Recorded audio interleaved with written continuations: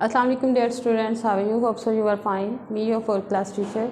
We start our work with the name of Allah. Bismillahirrahmanirrahim. Today we will discuss the diary of 2 days, 13 and 14 September 2021, and the days are Monday and Tuesday.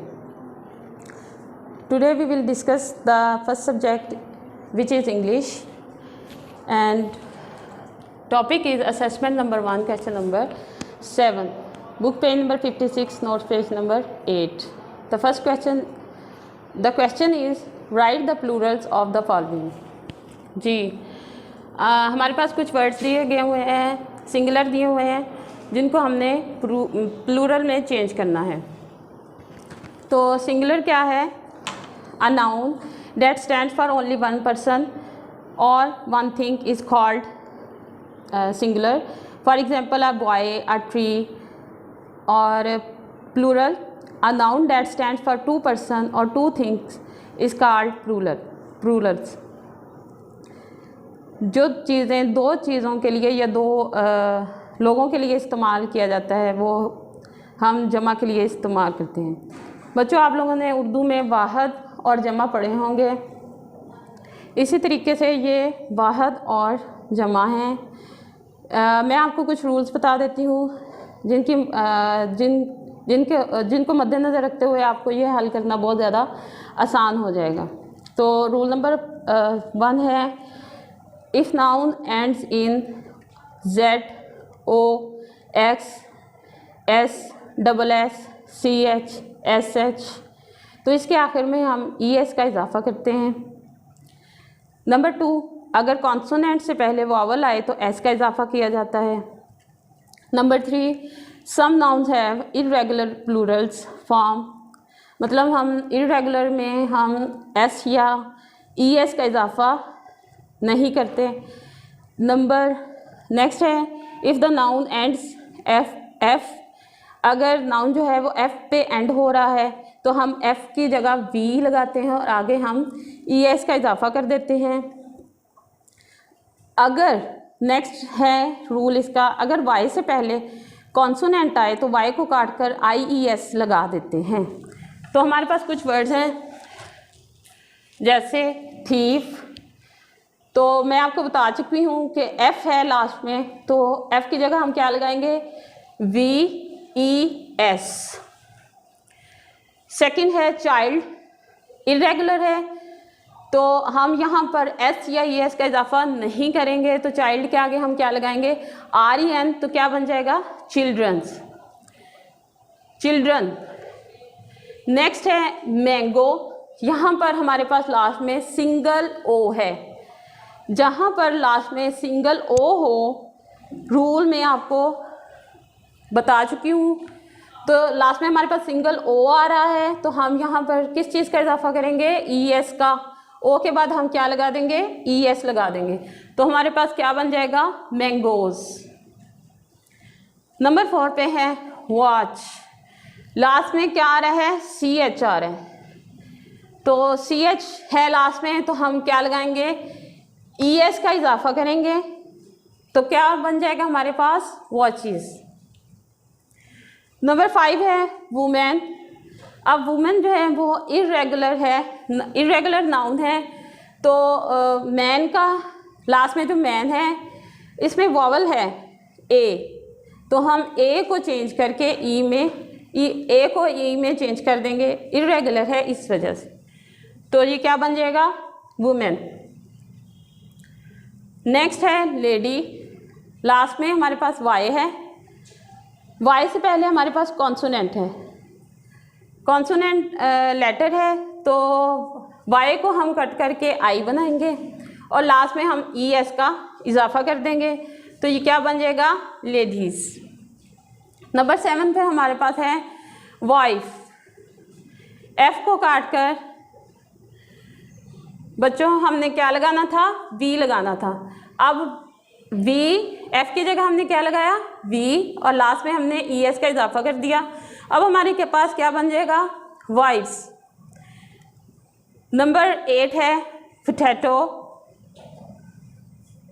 Last में हमारे पास single O है.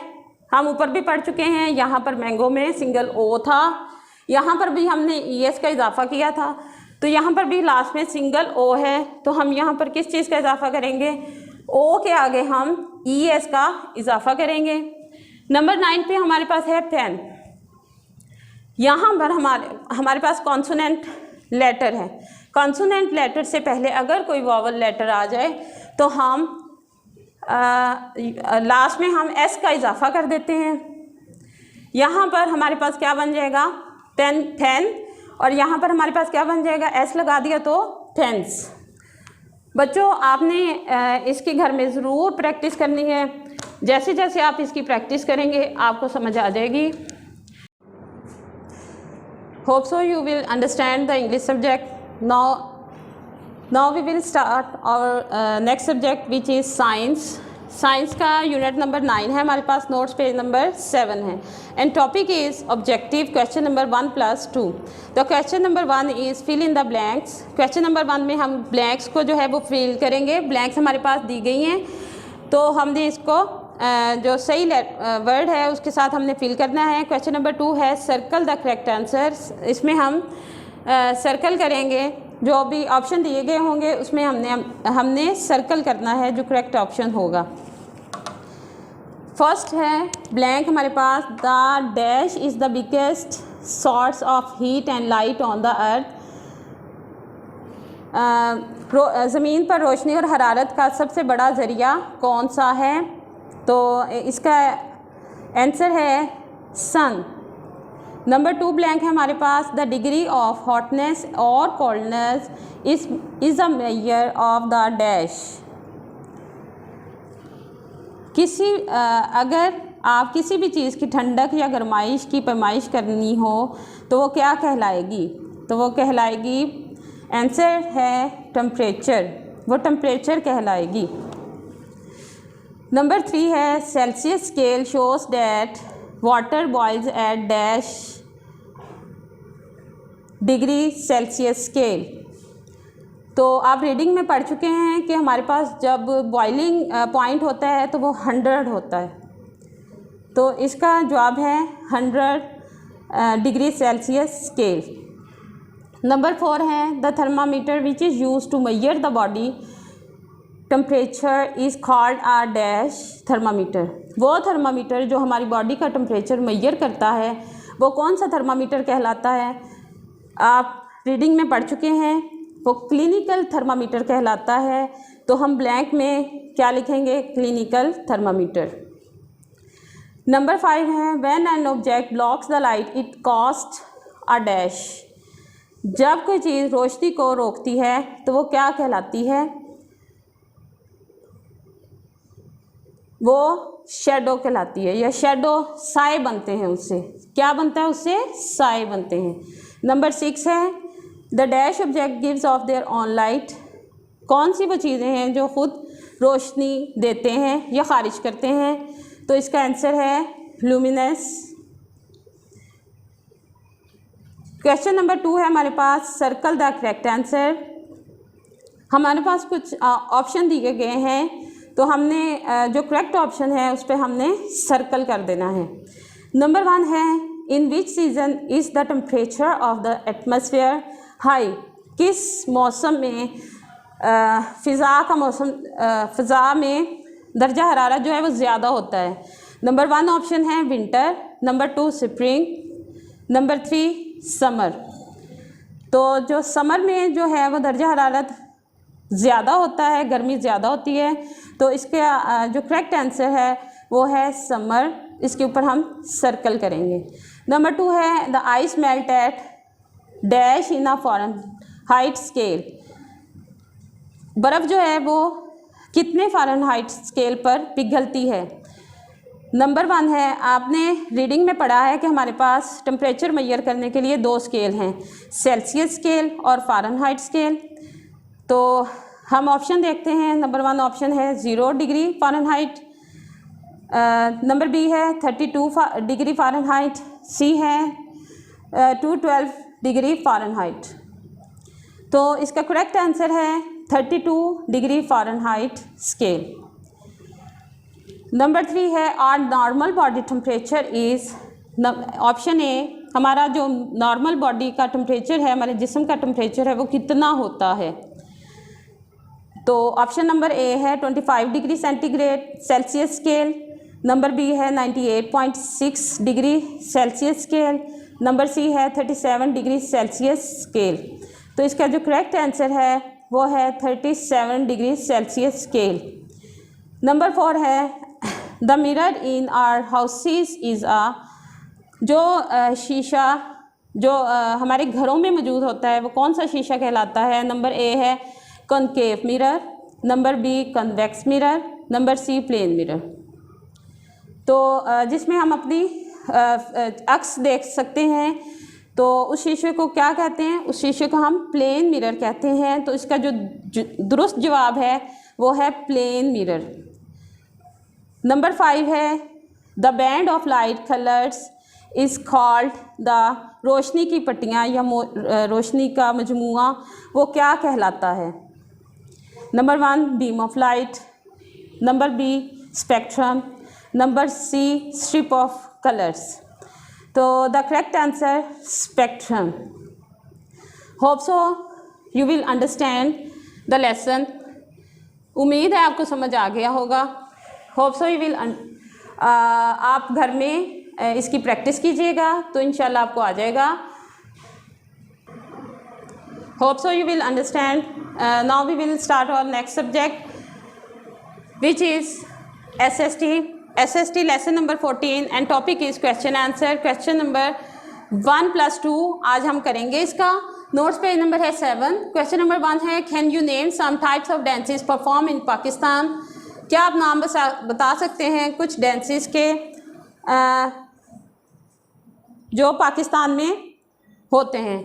तो the answer is type of dances are number 1 Khattak dance, number 2 Luddi, number 3 Bhangra, number 4 Jhumar. जी जो Khattak dance है वो popular dance of the KPK, Luddi and Bhangra are 2 popular dances of the Punjab. Number 4 Jhumar is popular in Sindh. जी आपको पता चल गया होगा कि लुड्डी और भंगड़ा जो है वो पंजाब का पॉपुलर डांस है और झूमर जो है वो पॉपुलर डांस है सिंध में। क्वेश्चन नंबर 2 की तरफ हम चलते हैं। क्वेश्चन नंबर 2 है which art form is typical of Pakistan, where can it be seen. Pakistan में मसवरी की कौन सी ख़ास किस्म है, ये कहाँ देखी जाती है। The answer is the truck art is typical of Pakistan, it can be seen all of our trucks and buses. Pakistan का रवायती फ़न जो है वो ट्रक आर्ट है। It can be seen all of our trucks and buses. ये देखा जाता है तमाम बसेस और ट्रक्स के ऊपर। जी बच्चों आप लोगों ने अक्सर ट्रक्स और बसेस के ऊपर पिक्चर और वो मतलब मुसव्वरी की होती है, पिक्चर्स बनी होती हैं, तो उसको हम क्या बोलते हैं, आर्ट है वो, मतलब आर्ट की होती है। तो घर में आपने इसकी प्रैक्टिस करनी है। Hope so you will understand.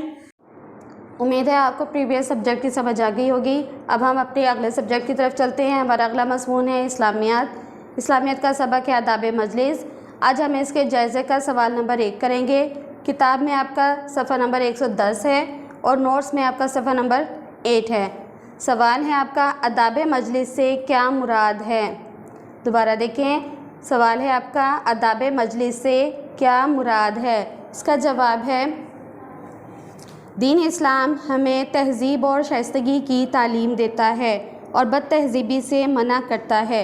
इस्लाम चाहता है कि जब लोग किसी मजलिस में जमा हों तो वह चंद असूलों का ख्याल रखें और उन पर अमल करें ताकि उनकी मजलिस उनके लिए मोहब्बत और सुकून का बाइस बने। इन्हीं असूलों को आदाब मजलिस कहा जाता है। जी तो बच्चों इसमें हमने ये जाना कि आदाब मजलिस से क्या मुराद है, यानी आदाब मजलिस में हमारे दीन इस्लाम जो है वो हमें कहता है कि जब भी किसी मजलिस में बैठे हैं तो उसमें बदतमीज़ी ना करें, कोई बदतहज़ीबी ना हो, ताकि किसी का दिल ना दुखे। और जो भी शुरका हैं आपके मजलिस के, जो भी लोग बैठे हुए हैं वो खुश और सुकून से बैठे हों और किसी को भी ये ना लगे कि हम कहाँ आ गए हैं, ये तो अच्छी महफ़िल नहीं है और आइंदा हम इसमें नहीं आएंगे। इसलिए जब भी एक दूसरे को पुकारा जाए या किसी से बात की जाए तो पहले देखें कोई बात तो नहीं कर रहा, और उसके मुताबिक जो है हम अच्छे तरीके से तहज़ीब के दायरे में रहते हुए बेहतरीन अल्फाज का चुनाव करके हम अपनी जो है बात वो दूसरों तक पहुँचाएँ, और फिर उसके बाद उसको उसमें ख्याल रखें कि किसी का दिल ना दुखे। ये था हमारा आज का इस्लामियत का सबक जो कि मुकम्मल हो गया है। अब हम अपने अगले सब्जेक्ट की तरफ चलते हैं। हमारा अगला सब्जेक्ट है मैथ्स। मैथ्स का पेज नंबर 118 है, एक्सरसाइज 5.8 है। क्वेश्चन हमारा है compare the fraction using symbols of less than and greater than. हमारे यहाँ पर कल पार्ट ए और बी हो चुके थे, आज हम पार्ट सी और डी डिस्कस करेंगे। पार्ट सी में हमारा क्वेश्चन है 2/9 और उसके दूसरा है जी फ्रैक्शन 1/3। जैसे कि मैंने आपको समझाया था कि हम सबसे पहले डिनोमिनेटर्स को देखेंगे। देखें यहाँ पर डिनोमिनेटर्स हमारे सेम नहीं हैं, यानी ये अनलाइक फ्रैक्शन है। सबसे पहले हम इसको लाइक फ्रैक्शन में चेंज करेंगे।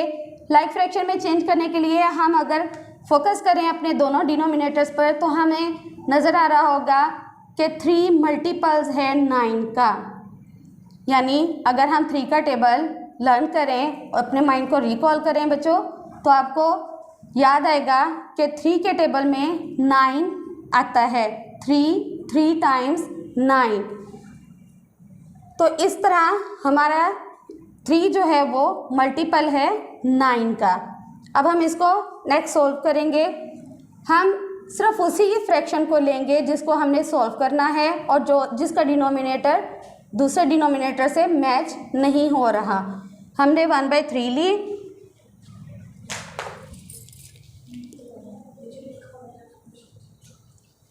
ठीक है, 1/3 को हम अपने माइंड में हमने जो रिकॉल किया था 3 को, यानी 3 का टेबल अगर हम 3 तक लर्न करेंगे तो उसका आंसर आएगा 9। ठीक है, ये मैंने आपको पहले भी बताया था, दोबारा से बता रही हूँ। अब एक चीज़ और है जो आपने माइंड में रखनी है कि हमने फ्रैक्शन में दोनों डिजिट्स को मल्टीप्लाई करना है उसी डिजिट के साथ जिससे हमारा डिनोमिनेटर सेम हो रहा है, यानी 3 के साथ। इस 3 को हम 1 से भी मल्टीप्लाई करेंगे और नीचे वाले 3 डिनोमिनेटर से भी इसको मल्टीप्लाई करेंगे ताकि हमारा सेम आंसर एक जैसा सही तरीके से आए। 3 1 टाइम्स 3 टाइम्स 9। ये हमारा डिनोमिनेटर भी सेम हो गया और हमारी जो फ्रैक्शन है वो भी बैलेंस्ड हो गई, यानी लाइक फ्रैक्शन, इक्वलेंट फ्रैक्शन और लाइक फ्रैक्शन के साथ यानी जिसका डिनोमिनेटर सेम है वो बन गई हमारी। अब हम इसको सॉल्व करेंगे, यानी हम अब अपने असल काम की तरफ आएंगे, यानी कंपैरिजन करेंगे, कंपेयर करेंगे कि कौन सा हमारा लेस देन है और कौन सा ग्रेटर देन है। फर्स्ट पहले हम अपने क्वेश्चन का 2/9 वैसे का वैसे ही राइट करेंगे। उसके बाद हम अपनी सेकेंड जो वो स्टेटमेंट लेंगे, सेकेंड इक्वेशन जो लेंगे वो हम 1/3 नहीं बल्कि अब हम ये वाली स्टेटमेंट लेंगे जिसमें 3/9 है। ठीक है, अब हम ये फ्रैक्शन यहाँ पर राइट करेंगे 3/9। इन दोनों के अब देखें डिनोमिनेटर सेम हो गए हैं, यानी ये लाइक फ्रैक्शंस बन गई हैं। इन दोनों के सेम होने की वजह से अब हम सिर्फ न्यूमिनेटर्स को देखेंगे कि इनमें लेस देन कौन सा है और ग्रेटर देन कौन सा है। जैसे कि आपको बच्चों नज़र आ रहा है कि 3 जो है वो ग्रेटर देन है, तो हम उसकी तरफ इसका साइन लगाएंगे इस तरह से। अब ये हमारी जो पूरी इक्वेशन है वो क्वेश्चन है वो हमारा सॉल्व हो गया है और ये हमारी लाइक फ्रैक्शन के साथ ही कंपेयर होकर लेस देन और ग्रेटर देन वाला काम हो गया है। नेक्स्ट हमारा पार्ट डी है। इसमें भी आप देख रहे हैं कि 1/2 है और दूसरी फ्रैक्शन हमारे पास 2/6 है। सेम वही बात है, डिनोमिनेटर देखेंगे, डिनोमिनेटर में आपने देखा है कि ये सेम नहीं है तो हम इनको सबसे पहले बेटे क्या करेंगे, हम इनमें सबसे पहले 1/2 को लेंगे और इनके हम देखेंगे कि डिनोमिनेटर्स जो हैं वो किस तरह से एक दूसरे से हम कर सकते हैं, मैच कैसे कर सकते हैं। तो हमें दोबारा से वही देखेंगे कि 2 जो है वो मल्टीपल है 6 का, यानी 2 को अगर हम 3 से मल्टीप्लाई करें तो आंसर में 6 आता है, यानी 2 के टेबल में 6 है। जिसकी वजह से ये आपने बच्चों यहाँ पे लिखना नहीं है, रफ में आपने अगर लिख के प्रैक्टिस करनी है तो ठीक है, लेकिन ये हमारे नीड वर्क में नहीं आएगा, इसलिए मैं आपको अब बता रही हूँ, यानी ये रफली वर्क बता रही हूँ जो साइड पे आप करेंगे। ठीक है, 2 में 3 आता है हमारा, 2 के टेबल में 3 है, इसलिए 6 जो है वो 2 का मल्टीपल, 2 जो है वो 6 का मल्टीपल है। अब हम अपनी वो इक्वेशन लेंगे, वो फ्रैक्शन लेंगे जिसको हमने सेम करना है, यानी बैलेंस करना है। 1/2 हमने यहाँ पे देखी। अब उसी तरह हम बता रहे हैं आपको कि फ्रैक्शन को दोनों साइडों से, यानी न्यूमरेटर के साथ भी और डिनोमिनेटर के साथ भी मल्टीप्लाई करेंगे उस डिजिट को जिससे हमने सेम करना है। वो डिजिट हमारा है 3, हमने मल्टीप्लाई 3 राइट किया, यहाँ पर भी एरो लगाकर और यहाँ पर भी। उसके बाद टेबल पढ़ेंगे, 3 1 टाइम्स 3, 2 3 टाइम्स 6। हमारी ये सेकेंड इक्वेशन तैयार हो गई है। अब वही हम राइट करेंगे, पहले अपनी सेकेंड इक्वेशन राइट करेंगे क्योंकि हमने इसको ही किया था यहाँ पर बैलेंस, जो क्वेश्चन में फर्स्ट थी। ठीक है, अब हम उसी को यहाँ पर दोबारा राइट करेंगे 3/6, और हमारा जो नेक्स्ट फ्रैक्शन थी वो हम वैसे की वैसे ही राइट कर देंगे 2/6। डिनोमिनेटर हमारे सेम हो चुके हैं। ठीक है, अब हम न्यूमरेटर्स को देखेंगे और हम अपनी डिमांड जो क्वेश्चन की है उसको पूरा करेंगे। जैसे कि देखने से मालूम हो रहा है कि 3/3 और 2 जो हैं उनमें से 3 ग्रेटर है, 3/6 ग्रेटर है। फ्रैक्शन की वजह से हम पूरा बोलेंगे 3/6, तो हम इसको सिंबल यहाँ पे राइट कर देंगे इसका ग्रेटर देन का।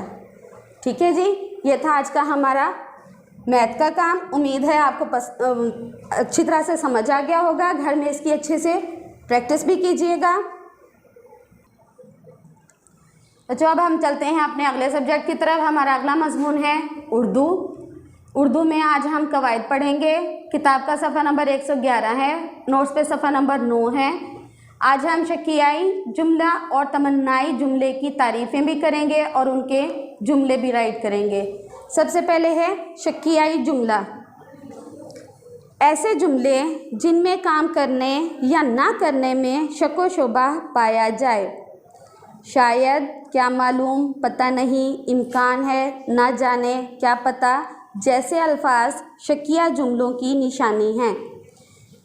हाँ जी बच्चों, इसमें हमें पता चल रहा है जैसे कि वर्ड से ही, लफ्ज़ से ही हमें मालूम हो रहा है कि शकियाई जुमले क्या हैं, यानी ऐसे जुमले जिनमें हम बात करते हुए पूरी तरह कन्फर्म नहीं होते, कोई ना कोई शक होता है कि पता नहीं ये काम हुआ है, अल्लाह जाने, मुझे नहीं मालूम। इस तरह के जो अल्फाज हैं हम अपने जुमलों में इस्तेमाल करते हुए, बात करते हुए करते हैं, तो उसको हम शकियाई जुमले कहते हैं। जैसे शायद अली स्कूल गया है, शायद सना ने कोई काम किया हो, या सना पास हो गई हो। इस तरह के जो ये जुमले हैं ये शकियाई जुमले कहलाते हैं। दूसरी है हमारी तारीफ़ आज की तमन्नाई जुमला। वो जुमले जिनमें तमन्ना या आरज़ू का इजहार किया जाए वो तमन्नाई जुमला कहलाता है। काश, अल्लाह करे, मेरी दुआ है जैसे अल्फाज तमन्नाई जुमलों की निशानी हैं। जी बच्चों, जैसे कि जुमले से ही वाज़ह हो रहा है कि इसमें कोई ख्वाहिश, कोई तमन्ना, कोई आरज़ू इसी जुमले में हमें पाई जाएगी। यानी जैसे हम कहते हैं कि अल्लाह करे आज बारिश हो जाए, अल्लाह करे आज मेरा पेपर अच्छा हो जाए, शायद, और या फिर हम कहते हैं कि मेरी दुआ है कि अल्लाह करे आप कामयाब हो जाएं। इस तरह के जो जुमले हैं, दुआया जुमले या ख्वाहिश वाले जुमले, ये सारे जो हैं वो तमन्ना को ज़ाहिर करते हैं, ख्वाहिश को ज़ाहिर करते हैं, कोई आरज़ू को ज़ाहिर करते हैं। ठीक है, ये तो हमारी थी दोनों तारीफ़ें, शकिया जुमला की भी और तमन्नाई जुमला की भी। अब हमारा जो सवाल नंबर 2 है वो इन्हीं के जुमले बनाने हैं हमने। शकियाई जुमले और तमन्नाई जुमले, हर एक के 2-2 जुमले बनाने हैं। तो हम सबसे पहले शकियाई जुमले बना रहे हैं। जैसे कि मैंने आपको एग्जाम्पल्स में बताया था, शकियाई जुमले की एग्जाम्पल्स थी शायद, क्या मालूम, पता नहीं, इम्कान है, ना जाने, क्या पता, ये सारे जो हैं इन्हीं को हम अपने जुमलों में इस्तेमाल करेंगे। शकीय जुमले का पहला जुमला है शायद, को हम इस्तेमाल कर रहे हैं इसमें, शायद सना पास हो गई है, ठीक है। अब दूसरे में हम इसकी दूसरा जुमला इस्तेमाल जो कर रहे हैं उसमें हम क्या इस्तेमाल कर रहे हैं, क्या मालूम, क्या मालूम अली आया हो, ठीक है। दोनों में देखें आपको जुमले से ही नज़र आ रहा है कि शक है, कन्फर्म कुछ नहीं है, इसलिए ये शकियाई जुमले हैं।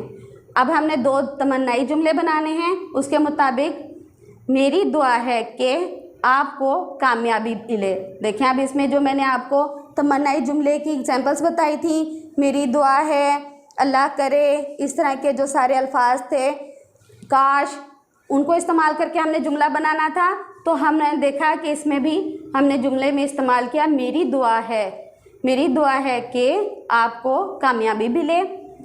नंबर 2 में देखें, इसमें हमने अल्लाह करे का इस्तेमाल किया है तमन्नाई जुमले को पूरा करने के लिए। अल्लाह करे आज बारिश हो जाए, ठीक है। जुमले में आपको वाज़ह नज़र आ रहा है कि ये दुआ की जा रही है, इसमें भी तमन्ना या ख्वाहिश का इजहार किया गया है, इसलिए ये तमन्नाई जुमले हैं। उम्मीद है आपको उर्दू का काम बहुत अच्छे से समझ आ गया होगा। घर में अच्छे से याद भी कीजिएगा और इनकी प्रैक्टिस भी कीजिएगा, ठीक है। अब हम चलते हैं अपने अगले सब्जेक्ट की तरफ। हमारा अगला मजमून है ओपीडी। ओपीडी का आज हम पेज नंबर 1 करेंगे और उसके 1 से लेकर 11 वर्ड्स जो हैं वो हम याद करेंगे, ठीक है। वर्ड्स मैं आपको बता देती हूँ। Brake, number 1 brake, number 2 crank, number 3 pedal, number 4 pump, number 5 rim, number 6 spoke, number 7 tool bag, number 8 valve, number 9 goggles, number 10 handle bars, number 11 mud guard. ये थी हमारी ओपीडी। 1 से लेकर 11 तक वर्ड्स मैंने आपको सुना दिए हैं। आपने इनको घर में अच्छी तरह से याद करने हैं। हमारा तमाम सब्जेक्ट का काम मुकम्मल हो चुका है। अब हम कुरान टीचर को बुलाते हैं। अस्सलामु अलैकुम वरहमतुल्लाहि वबरकातुहू। उम्मीद करती हूँ कि सब बच्चे अपने घरों में खैरियत के साथ होंगे और अपना वक्त ज़ाया नहीं कर रहे होंगे, बल्कि जो हम वीडियोस भेज रहे हैं वो अच्छी तरह से लर्न करते होंगे। चलें आज हम कुरान का पढ़ेंगे, 4 क्लास का सिलेबस। सबसे पहले पारे का पढ़ना है हमने। देखें सबसे पहले डायरी देखें।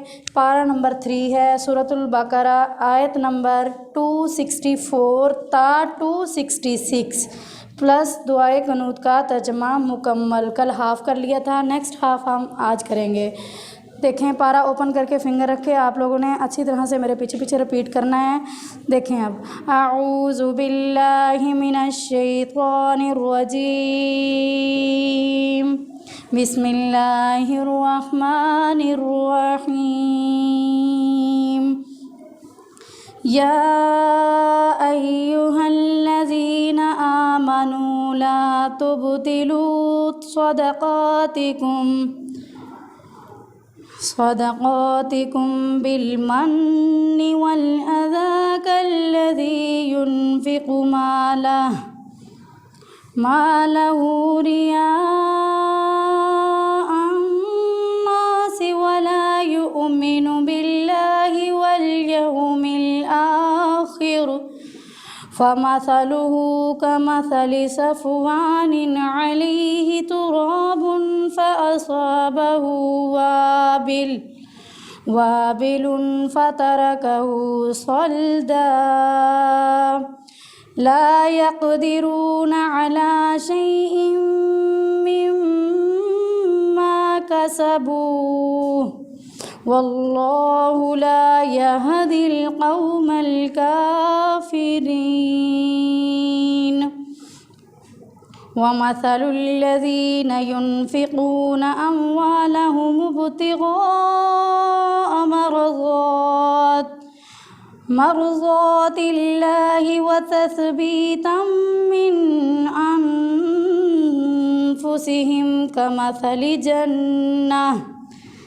कमसलि जन्नतिन बिरबुवतिन असाबहा वाबिलुन फ़आतत उकुलहा ज़िअफ़ैन फ़इन लम युसिबहा वाबिलुन फ़तल वल्लाहु बिमा तअमलून बसीर। अयवद्दु अहदुकुम अन तकून लहू जन्नतुम मिन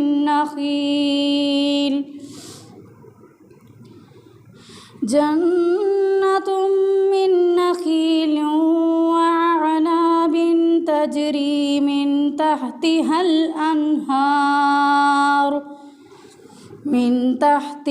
अनहार लहू फ़ीहा मिन कुल्लि थमराति वअसाबहुल किबरु वलहू ज़ुर्रिय्यतुन ज़ुअफ़ा वअसाबहा इअसारुन फ़ीहि नारुन फ़ाहतरक़त कज़ालिका युबय्यिनुल्लाहु लकुमुल